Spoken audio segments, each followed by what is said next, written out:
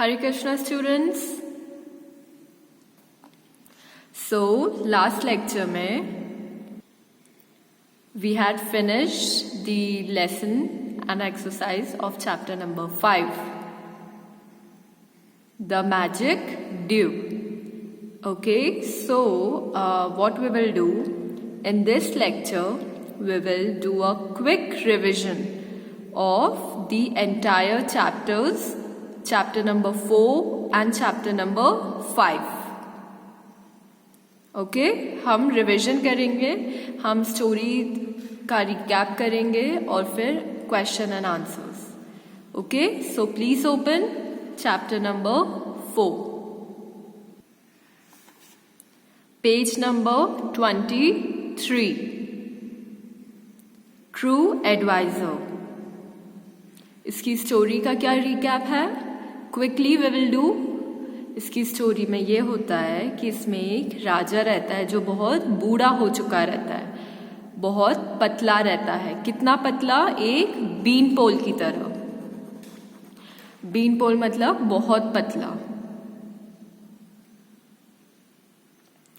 और उस राजा का एक बेटा रहता है 12 साल का. उसको उसकी चिंता होती है, उसको उसके लिए एक अच्छा एडवाइजर ढूंढना रहता है. तो वो क्या करता है, वो अपने सारे कोर्टियर से, मतलब अपने सारे मिनिस्टर्स जो उसके राज्य में रहते हैं, उनसे पूछता है एक क्वेश्चन कि आप सब बताओ कि मैं कैसा राजा हूँ.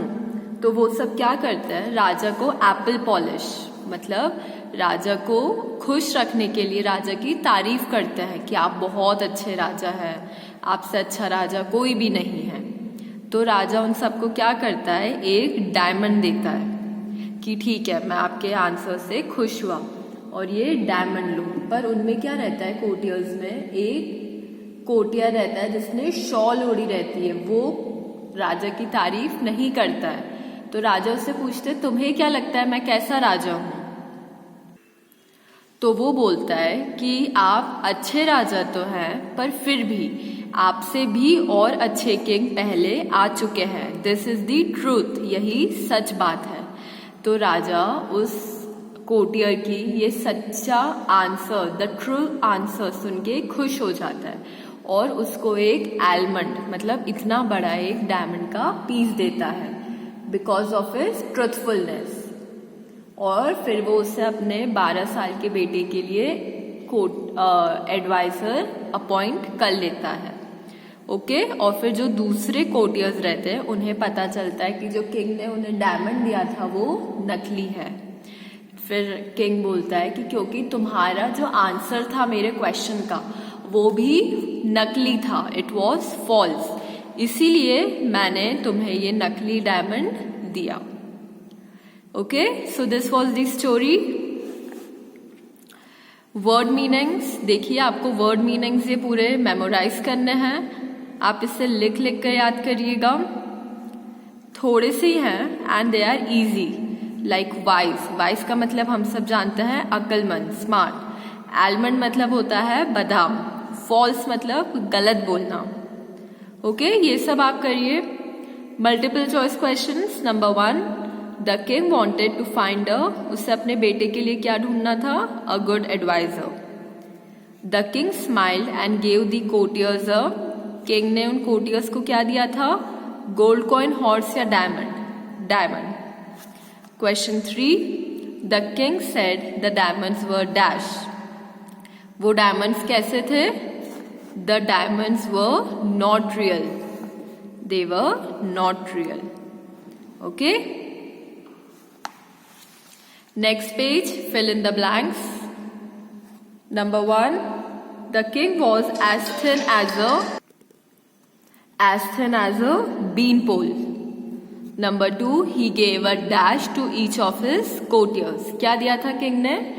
A diamond. One courtier had a dash around his shoulder. क्या था उनके शोल्डर पर? A shawl. Number 4, the diamond was as big as an, जो इस शॉल वाले कोर्टियर को डायमंड दिया था वो कितना बड़ा था? As big as an almond. Okay, answer these questions. Number 1, What did the king know about himself? उसे क्या पता था कि वो ज़्यादा समय तक नहीं जी पाएगा. The king knew that he would not live for long time. Number 2. What was the age of king's son? He was 12 years. Number 3. What did the king want before he died? उसे अपने बेटे के लिए एक good advisor ढूंढना था. The king wanted to find a good advisor for his son before he died. Number 4. What question did he ask his courtiers and what did he reply? King ने पूछा, Am I a wise and a good king? और सारे courtiers ने क्या reply करा था? Yes, you are the wisest king and the best king in the world. Question 5. What did the jeweler tell the courtiers? Jeweler ने क्या बताया? The jeweler told the other courtiers that the diamonds were not real diamonds, कि वो diamonds नकली है. Okay, so this was our chapter number 4, the true advisor. अब हम करेंगे revision of chapter number 5. Chapter number 5, page number 27. इसमें क्या होता है? इसमें पटौल रहता है. वो उसके जो पापा उसके लिए बड़े बड़े खेत छोड़ के गए थे उनकी देखभाल नहीं करता है और किसके पीछे पड़ा रहता है? एक मैजिक पोशन, एक जादुई पानी के पीछे. फिर एक दिन क्या होता है? वो एक सिद्ध महाराज से मिलता है और उनसे उस मैजिक पोशन के बारे में पूछता है. तो सिद्ध महाराज उन्हें क्या बोलते हैं कि आपको वो मैजिक पोशन मिल जाएगा, पर उसके पहले कंडीशन क्या है जो फुलफिल करनी है? कि आपको 5 litres of morning due collect करना है. कौन से पेड़ के ऊपर से? बनाना. देखिए इसमें 3 कंडीशंस हैं. एक तो पटौल को 5 लीटर्स मॉर्निंग ड्यू कलेक्ट करना है. सेकेंड थिंग इज वो मॉर्निंग ड्यू मतलब वाटर वेपर, वो जो पानी होता है मॉर्निंग ड्यू का, वो कौन से पेड़ के ऊपर होना चाहिए? बनाना ट्री. और तीसरी कंडीशन कि वो जो बनाना ट्री है उसको पटौल ही ग्रो करेगा, उसको पानी देगा, उसको उगाएगा. These were the conditions of सिद्ध महाराज. उसके बाद सिद्ध महाराज क्या करेंगे? उसके ऊपर एक मंत्र बोलेंगे. फिर क्या होता है? फिर पटौल 6 साल तक 5 लीटर वो मॉर्निंग ड्यू इन बनाना ट्री से कलेक्ट करता है.